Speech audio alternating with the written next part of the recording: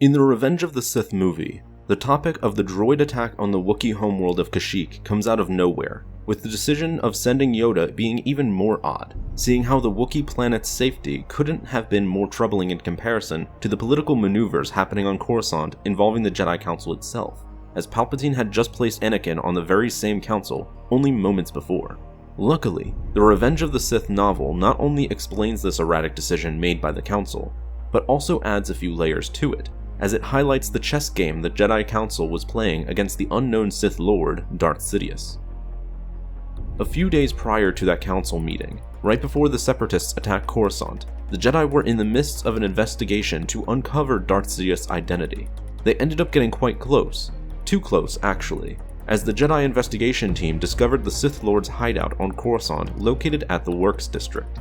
Not only that, but they were able to find the hidden underground tunnels linking the hideout to the 500 Republica, an exclusive residential area where the richest and most powerful of Coruscant lived, including Palpatine and many of his close aides. However, before the Jedi could further investigate, the Separatists attacked Coruscant, which was a direct result of Palpatine attempting to stop this very investigation, and later destroying all the evidence linking him and the hideout during the planet-wide invasion. Following the Battle of Coruscant, the Jedi Council was now certain that what Dooku told Obi-Wan on Geonosis, that the Sith had infiltrated the highest levels of the Republic Senate, was very likely true. The Jedi Council suspected Palpatine's closest aides, and even the possibility of one of the Red Guards, in being the secret Sith Lord. Around this same time, a bill proposed and quickly passed by the Senate gave the Supreme Chancellor full authority of the Jedi Order itself, with even the power to disband the entire organization. This same bill later gave Palpatine the power to appoint Anakin on the Jedi Council. When this bill passed, the Council was certain it was orchestrated by Darth Sidious, and that the Sith Lord was close to making his final moves against them. Because of this increased tension, the Jedi Council concluded that they needed to bait Darth Sidious out in the open, to force the Sith Lord to draw his hand too early so that the Jedi could react and counter it. With this new mindset in place, the Council decided to make itself appear weak by sending its best away from Coruscant so that they could make it very tempting for Darth Sidious to strike at them against a perceived vulnerability.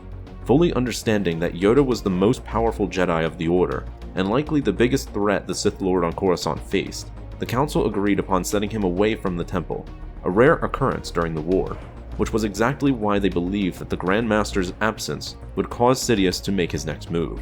With that now being the plan, all the Jedi Council needed was a front in the war to convincingly send Yoda to, and that ended up being Kashyyyk, as the Separatists began to stage an invasion toward that planet. Seeing how the Wookiee planet was located in a strategic area of the galaxy and held important natural resources, the Council was able to send Yoda to that world without it appearing too suspicious, as after all, it was a system the Republic could not afford to lose.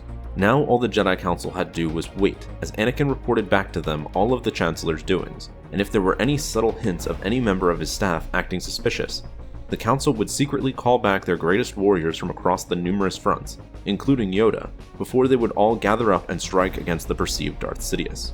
But Palpatine threw a complete curveball toward this laid-out plan of the Jedi Council, in that rather than being uncovered slowly and subtly, he did the complete opposite. He straight up told Anakin that he was Darth Sidious, who was behind everything, dropping that bombshell right to the Jedi and forcing them to play their hand immediately, rather than slowly as they had planned. In which case, the Council's plan completely backfired, as some of their greatest warriors were off Coruscant and not available to confront Darth Sidious as they had hoped. And we all know how things turned out because of that. Thanks for watching this video. Help support the channel by becoming a member on our Patreon page. And be sure to subscribe for more videos like this one. And as always, may the Force be with you.